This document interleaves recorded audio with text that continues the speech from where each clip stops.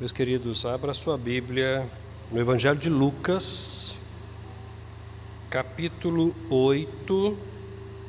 Eu tinha informado a mídia que nós iríamos ler do verso 26 ao 39, mas depois eu coloquei uma observação, nós vamos iniciar do verso 22. Lucas 8, assim mesmo sentados, irmãos, nós vamos iniciar do verso 22 até o verso 39 e vamos conversar sobre o seguinte tema: Jesus, o Deus que traz libertação.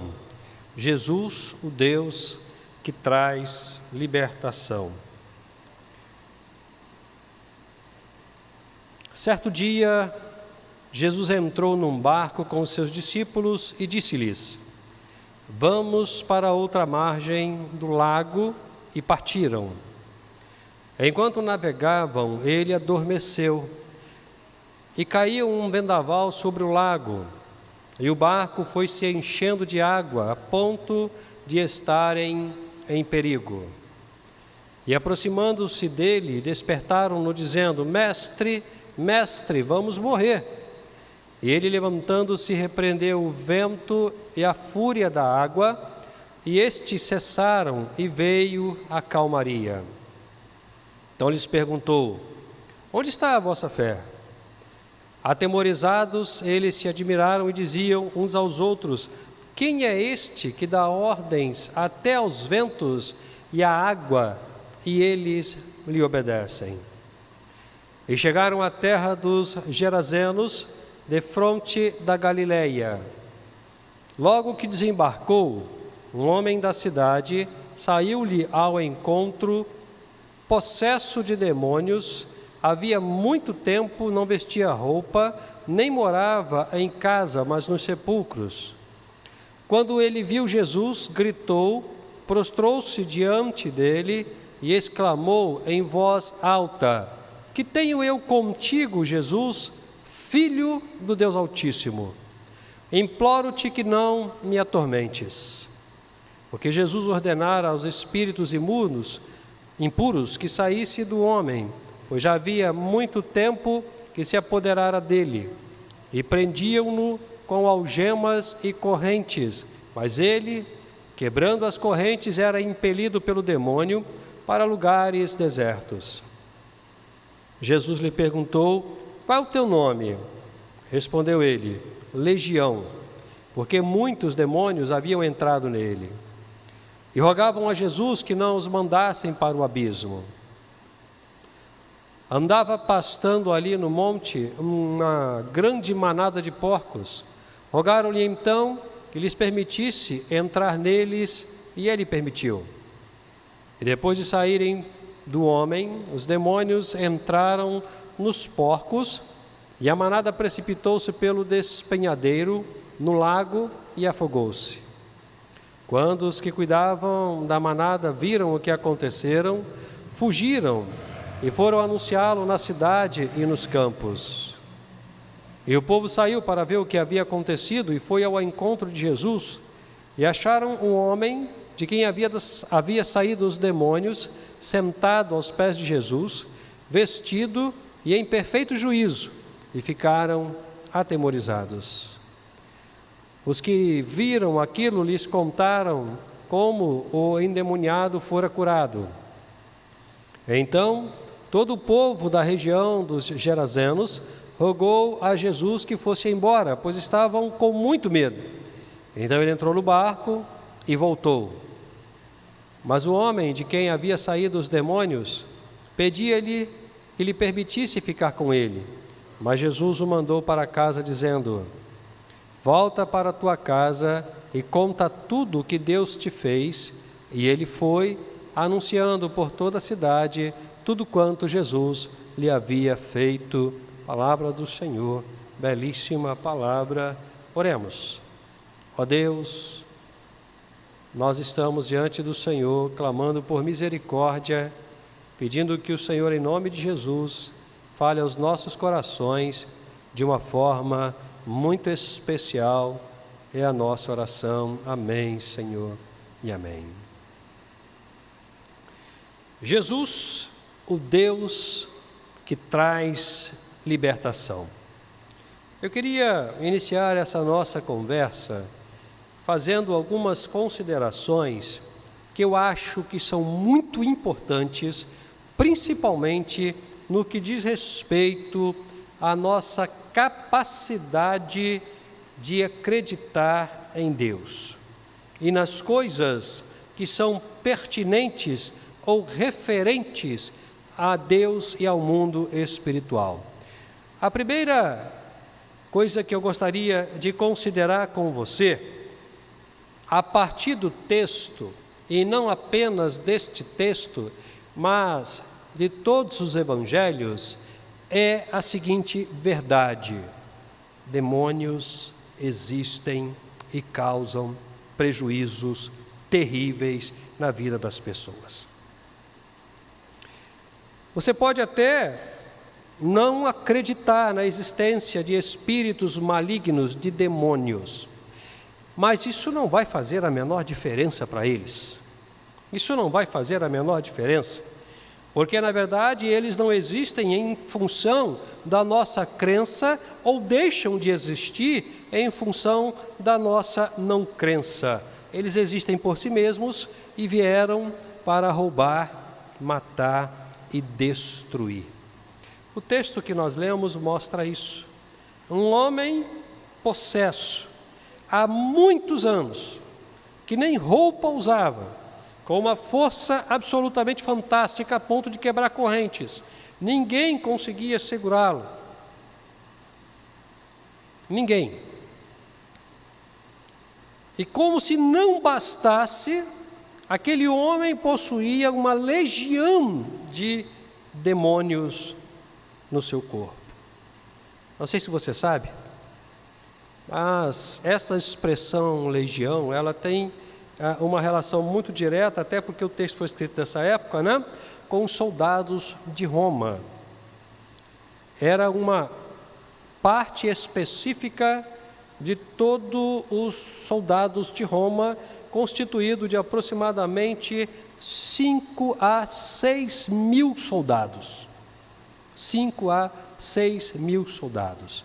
Então, quando aquele homem diz assim, aquele espírito diz através da boca daquele homem, meu nome é Legião, então ele estava declarando que naquele homem existiam aproximadamente 5 mil espíritos malignos. Daí você pode imaginar, né, a catástrofe, a situação absurda, terrível que aquele homem vivia. Aquele homem é o protótipo de muitos homens e mulheres que hoje em dia vivem à semelhança dele, possuídos por espíritos malignos, fazendo coisas terríveis, terríveis, terríveis. Eu me lembrei aqui agora, eu era criança, eu tinha meus 10 anos de idade aproximadamente, morando lá na Chatuba, lá do outro lado da ponte. Eu conheci uma senhorinha que a gente a adotou como avó postiça.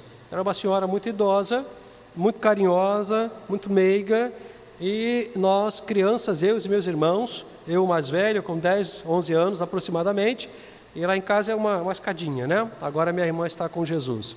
Nós íamos para a casa dela para ela contar histórias para a gente. Aquelas histórias que o pessoal do interior gosta de contar, que depois para ir para casa era muito difícil porque a gente ficava com medo. E aquela senhora, ela chegou num estágio da vida dela de vício da bebida alcoólica, que ela já não bebia mais cachaça, ela bebia álcool puro. E ela bebia 4 garrafas de álcool por dia. 4 garrafas de álcool puro por dia, porque as outras bebidas alcoólicas já não faziam mais efeito na vida dela. Completamente motivada, impulsionada por espíritos malignos que a levavam a esse tipo de atividade. Talvez você conheça muitas pessoas cujos comportamentos ou as atitudes possam ser semelhantes a essas ou piores, E você vai concluir comigo que essas pessoas estão, infelizmente, sendo motivadas, impulsionadas por espíritos malignos, ou seja, elas estão endemoniadas. Algumas atrocidades que nós ouvimos, às vezes, pela TV, ou mesmo quando nós conversamos entre nós aqui no bairro, né? A gente só pode concluir, como a gente às vezes escuta, né, uma frase muito comum, ele ou ela não estava puro. Dada o perfil da atrocidade e a forma tranquila com que a atrocidade foi cometida, a gente só pode concluir que realmente a pessoa não estava pura. Então, meu amigo, minha amiga, meu irmão, minha irmã, não tenha dúvida, demônios existem. E eles estão aí prontos para roubar, matar e destruir. A segunda verdade que eu queria considerar com você a partir do texto também é que Jesus não era um homem comum. Não era um homem como os seus discípulos, os seus seguidores. Não era um homem que não possuía a propriedade da divindade. Ele era o próprio Deus encarnado. Ele era aquela pessoa que possuía uma natureza divina, uma natureza humana, sendo 100% homem, 100% Deus. As naturezas não se misturavam, não se confundiam, mas também não se separavam, porque essas duas naturezas estavam numa única pessoa, que é Jesus Cristo, o que tornava uma pessoa absolutamente singular, inigualável. Se vocês lembrarem, nós iniciamos o texto com Jesus entrando num barco, cansado, vai dormir, e aí uma grande tempestade acontece, as águas entram no barco, os discípulos ficam muito preocupados, com medo, e olha que aqueles homens eram homens experientes do mar, porque os galileus tinham por profissão o mar, eram pescadores, eram homens acostumados com as tempestades do mar. Daí você pode imaginar a proporção, a intensidade e o tamanho dessa tempestade que fez com que aqueles homens experientes entrassem em pânico. E eles foram acordar Jesus. E o que acontece é alguma coisa que assusta aqueles homens. Jesus simplesmente se levanta e opera o que nós chamamos de milagre da natureza. Ele manda o mar se aquietar, manda o vento se aquietar, e imediatamente o mar se acalma, o vento vai embora, eles continuam a sua trajetória até o seu destino. E aqueles homens ficaram impressionados com essa situação, e olhando um para o outro, perguntaram: que homem é este? Da onde veio este homem? Que poder é esse? Que capacidade é essa? Que faz com que esse homem tenha autoridade para mandar nos elementos da natureza, mandar na água, dar ordem ao vento? Que homem é esse? O que me chama a atenção é que estes homens que caminhavam com Jesus, entraram no barco com Jesus, conheciam Jesus e viram Jesus fazer o que fez, são também o protótipo de muitos crentes que ainda não conseguiram acreditar que Jesus é poderoso, que estão caminhando na igreja, comungando com a gente, estão assumindo compromissos, até têm boa índole, boa moral, pessoas educadas, pessoas honestas, mas que diante das maravilhas de Deus ainda se assustam e perguntam: o que é isso? Quem é esse homem? Porque ainda não conseguiram conhecer de fato e significativamente a pessoa de Jesus. Estão como Jó. Eu conheço o Senhor de ouvir falar, todos os domingos, na escola bíblica dominical, leio a Bíblia. Os meus olhos ainda não te viram, precisam te ver para que eu te conheça de fato. Espíritos malignos existem e a função deles é roubar, matar e destruir. E eles o fazem com muita propriedade, com muita fidelidade, com muita competência. Jesus é Deus de fato, e é Deus suficientemente poderoso para mudar todas as realidades possíveis e necessárias de mudança, mesmo que nós ainda não o conheçamos de fato, mesmo que nós ainda nos assustemos com o que Ele pode fazer. Pois bem, conhecendo essas duas verdades, entendendo que Jesus de fato é o Deus encarnado, e entendendo que aquele homem sofria o que sofria em função de possessões demoníacas, nós podemos agora começar a pensar em uma situação extremamente importante, extremamente necessária, que nos acometem e acometem a muitas pessoas, que é a necessidade de serem libertas dos espíritos malignos que a atormentam, que a acometem, que a perturbam, que as incomodam, que as maltratam e até que as levam à morte. Essas pessoas precisam de libertação, porque elas estão sofrendo muito. E muitas das vezes nós também não conseguimos entender essa dinâmica do sofrimento destas pessoas nas situações que as acometem. É o nosso vizinho, é o nosso parente, é o nosso colega de trabalho, é o nosso amigo ou amiga da faculdade ou do ensino médio, ou a pessoa que muitas das vezes nós encontramos eventualmente na condução.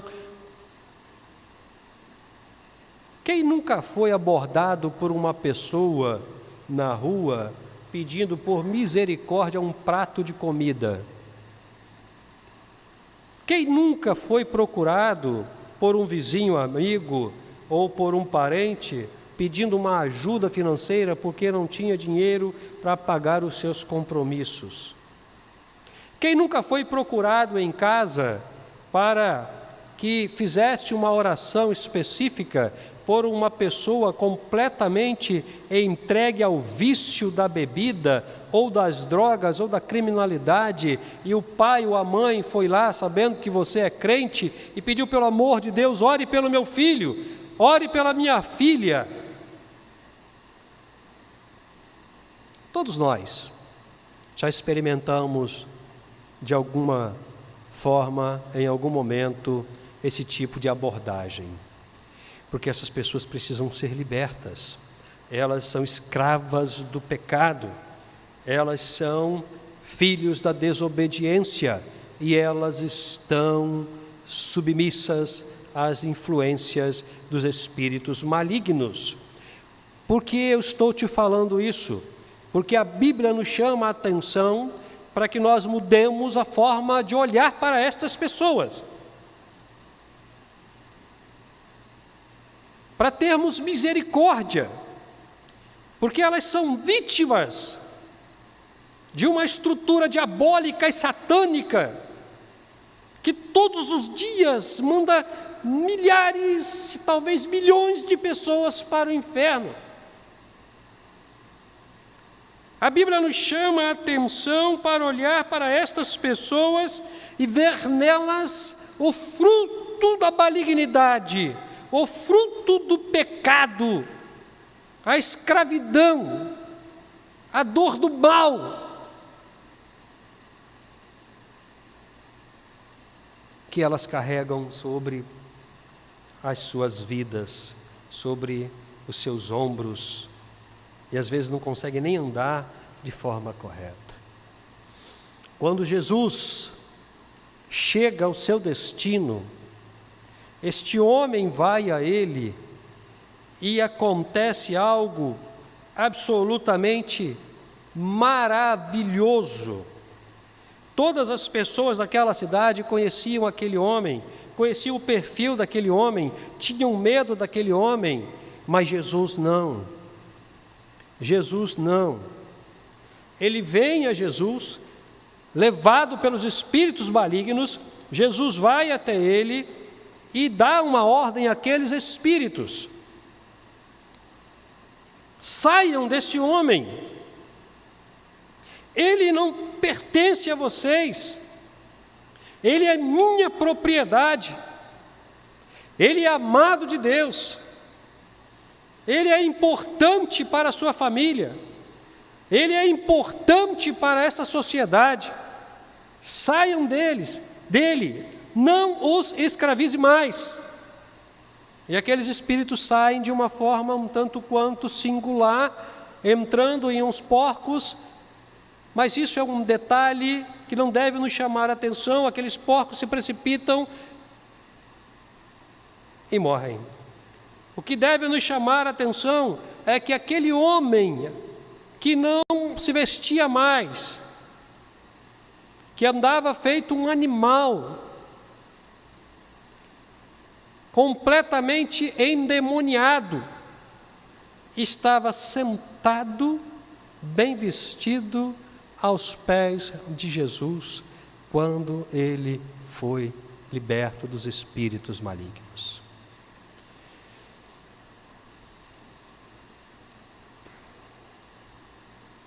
Um Deus que dá ordem às águas, um Deus que dá ordem aos ventos, é o mesmo Deus que dá ordem aos espíritos imundos, é o mesmo Deus que você serve e que te deu a autoridade, a minha autoridade, para olhar para estas pessoas com o olhar misericordioso de Jesus e perceber o que está nelas e repreender, expulsar, libertá-las em nome de Jesus. Em nome de Jesus. Para que elas de fato possam voltar a ser pessoas decentes, normais e bem aceitas nos meios sociais aonde elas existem. Porém, algumas pessoas não querem ser libertas. Algumas pessoas preferem viver possuídas por espíritos malignos. Os irmãos vão de lembrar que no domingo do batismo eu trouxe alguns exemplos de pessoas comprometidas com o mal. Vocês vão lembrar que eu contei o testemunho de um rapaz que eu conheci na Praça Chico Mendes, num movimento de satanistas, quase 400 jovens, e que eu abordei, conversei com ele algumas vezes, as vezes que eu fui lá, às sextas-feiras, e ele me disse que ele amava o demônio e odiava Jesus Cristo. E que Jesus, de fato, merecia a morte que teve e ainda foi muito pouco. Que o Deus dele era o demônio, e o Deus dele era Lúcifer, e inclusive me ameaçou de morte, dizendo que se eu orasse por ele, ele ia falar com o pai dele, para o pai dele me matar. E pouco tempo depois, os irmãos vão lembrar do testemunho, eu encontrei ali no Alcântara, magérrimo, cadavérico, e ele ficou com muita vergonha e fugiu de mim.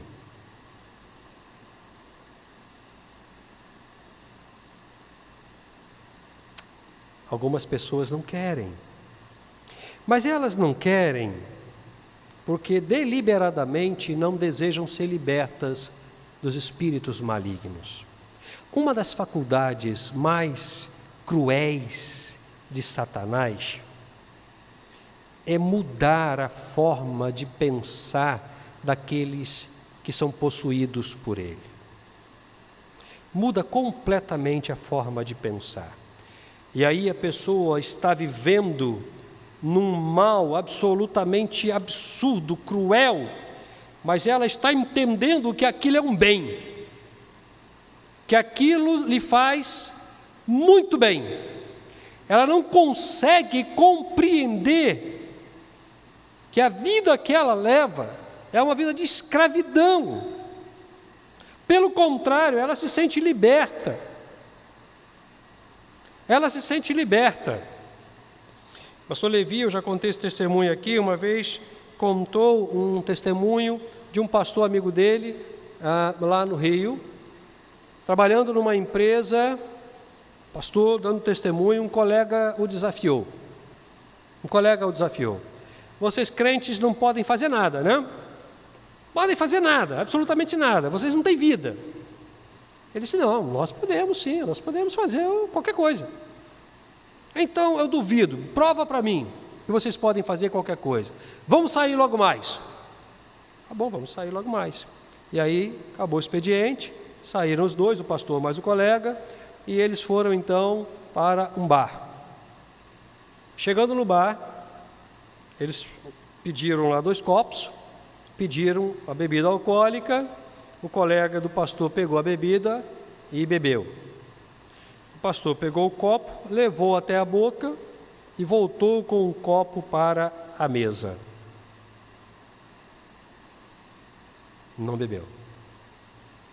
O colega meteu a mão no bolso, pegou um cigarro, acendeu, começou a fumar, deu para o pastor pega o cigarro, acende o cigarro, leva até a boca, bota o cigarro no cinzeiro, apaga o cigarro. Aí o colega dele virou e falou assim, está vendo aí? Você não bebe e você não fuma, você não pode fazer nada. O pastor falou, não, você está enganado. Você não está enganado. Você é que não pode fazer nada. Como assim? Você não conseguiu não beber. Você não conseguiu não fumar. Eu consegui pegar a bebida e não beber. Eu consegui pegar o cigarro e não fumar, porque Jesus me libertou. Então eu tenho condição de fazer aquilo que eu quero. E o que eu quero é não pecar. Você não consegue. Você é escravo da bebida. Você é escravo do cigarro, até que Cristo te liberte. Porque muda a forma de pensar. A pessoa faz o que faz achando que está fazendo bem, que está liberta, mas está se afundando no pecado, porque os espíritos malignos, eles vão trabalhar na mente e no coração daquela pessoa, e aquela pessoa vai se afundar no pecado,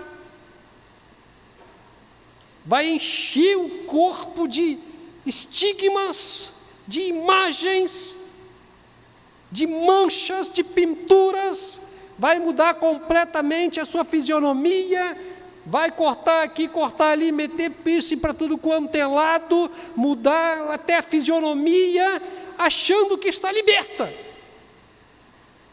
pensando que está liberta, porque ele muda a forma de pensar. Então estas pessoas que não querem sair das relações de caminhada com os espíritos malignos, elas não querem, porque simplesmente, deliberadamente optaram elas não estão entendendo que elas são escravas dos espíritos malignos. Aquele homem registrado aqui na leitura que nós acabamos de considerar com os irmãos, para ele, a vida dele era uma vida normal, uma vida de cemitérios, uma vida de nudez, uma vida de fogo, caía dentro do fogo, saía do fogo, uma vida de briga. Para ele era uma vida normal. Mas para quem vivia com ele, aquilo era horrível. O que Jesus faz não é apenas libertar as pessoas. Ele faz alguma coisa muito melhor, muito maior, muito mais significativa. Ele muda a forma errada da pessoa pensar para a forma correta. E aí a pessoa, quando olha, ela vai dizer: puxa vida, como eu estava errado. Como eu estava errado, como eu estava enganado. Como eu estava enganado. A salvação possui um elemento chamado arrependimento. Arrependimento. Essa palavra arrependimento para a gente, ela pode ter um significado muito simples, de alguém que teve um pesar ali, e não quer mais fazer aquilo. Mas a palavra grega para arrependimento, que é uma palavra que faz parte do contexto da salvação, é metanoia. Metanoia. E essa palavra, ela tem um significado muito interessante. Muito interessante. Troca de cabeça. Troca de cabeça. E é isso que acontece na conversão. Sai a cabeça do endemoniado e entra a cabeça de Cristo. Por isso nós somos o corpo de Cristo e Cristo é a cabeça. E aí a pessoa começa a pensar corretamente, a considerar realmente as verdades da existência humana, os perigos pelos quais ela passou, e Deus teve misericórdia, porque a cabeça dela foi trocada pela cabeça de Cristo. Todos nós temos a cabeça de Cristo, perdemos a nossa cabeça e recebemos a cabeça de Cristo. Meus queridos, o Senhor Jesus libertou esse homem dos espíritos malignos, trouxe de volta este homem a uma relação saudável com a sua família e com aquela comunidade.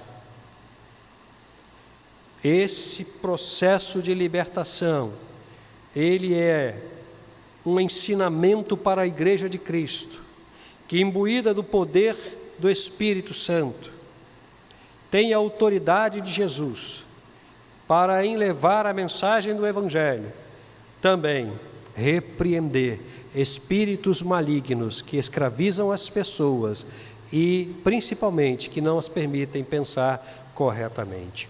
Uma das atividades da igreja é a autoridade sobre espíritos impuros, espíritos malignos que acometem atrozmente as pessoas com quem nós nos relacionamos. É função nossa olhar para essas pessoas e entender que o que está acontecendo com elas não é da graça de Deus. E com o olhar de misericórdia, levarmos a palavra do Senhor, mas levarmos juntos a autoridade que limpa estas pessoas dos espíritos malignos que as acometem. Talvez você seja uma dessas pessoas que ainda não entenderam que a forma correta de pensar a existência é somente e exclusivamente tendo uma vida com Jesus.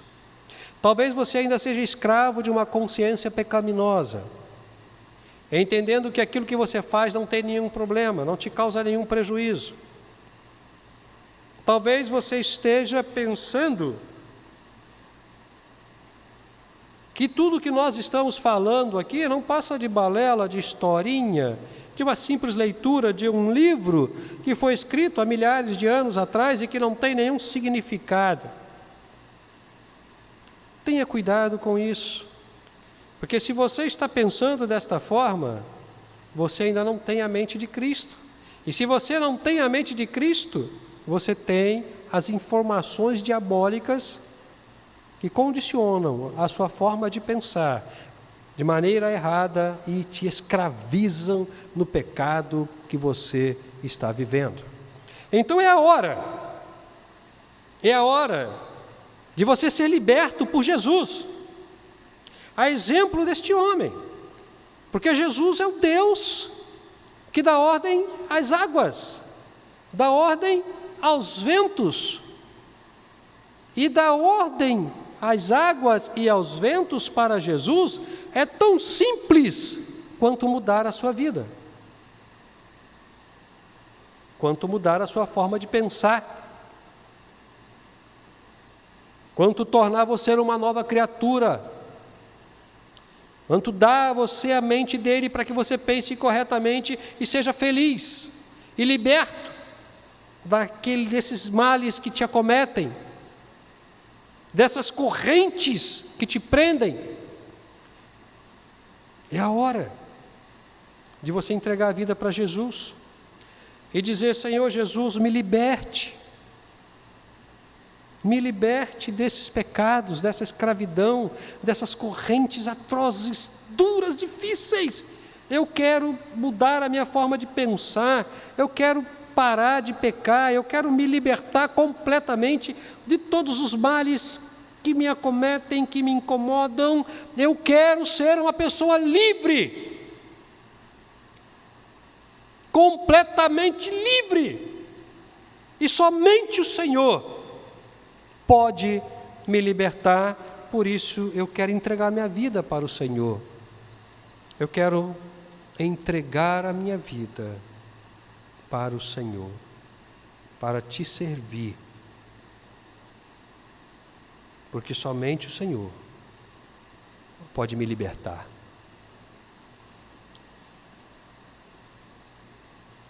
Talvez você esteja pensando assim: mas o que eu estou fazendo é uma coisa muito simples, nada demais. Essa também é uma forma equivocada de pensar, influenciada pelos espíritos malignos. A forma correta de pensar é: todos os males, não importam as dimensões ou as proporções, são males que prejudicam a minha vida. Então eu preciso me libertar. Jesus está aqui, Ele está conosco, Ele está nos observando, Ele está caminhando em nosso meio, e Ele está olhando para você, mesmo você que está conosco através da internet. Ele está olhando para o seu coração, para a sua mente. Ele conhece a sua vida, Ele conhece os seus problemas, Ele conhece as correntes que te prendem, Ele sabe tudo sobre você. Então esse é o momento para você receber Jesus, o Deus que traz libertação. Não sei se temos aqui em nosso meio alguém que gostaria de entregar a vida para Jesus. Só levantar a mão para que eu te identifique, ore por você. Do meu lado esquerdo nós temos alguém que quer entregar a vida para Jesus e ser liberto pelo poder do Deus que traz libertação. Ou talvez você esteja desviado dos caminhos do Senhor e entendeu que esse é o tempo de voltar. Esse é o tempo de retornar à casa do Pai e à comunhão dos santos. É só um sinal para que a igreja te receba com muito carinho, com muito amor. Jesus te receba e te liberte. Não temos. Que o Senhor te abençoe, que o Senhor te dê outra oportunidade, que o Senhor te proteja, porque essa é a vontade dEle, cuidar de você, te libertar, te proteger. Vamos celebrar a Deus com um grupo de louvor, então, mais uma vez?